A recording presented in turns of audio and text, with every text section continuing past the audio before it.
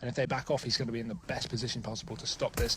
Now we are going to see a bit more of a push, and Fur, he's just biding his time, waiting for the right angle. Finally spots out the head, takes two as well. Kirby and his Apex going to be dropping here on the T side, and now things are going swing heavily back in the favour of the SK side as they attempt to equalise it with this pistol round. Carrigan, he has to go pretty massive here over towards short, but he needs a bit of a support from his teammates if he wants to go for this fight on Fur, because if he goes down, that's going to be it. But if they can at least trade it out, it's going to make it a little more doable for the Astralis side as they go in to re-grab this bomb. Dupree going to be the first to push in, gets spotted out, headshot comes out. Carrigan, he needs to be able to refrag this. He can't afford to back off, because in a 4v2, it's going to make it so much harder with the flank coming out, at least a double peek in. Oh my god, it's going to be the ace.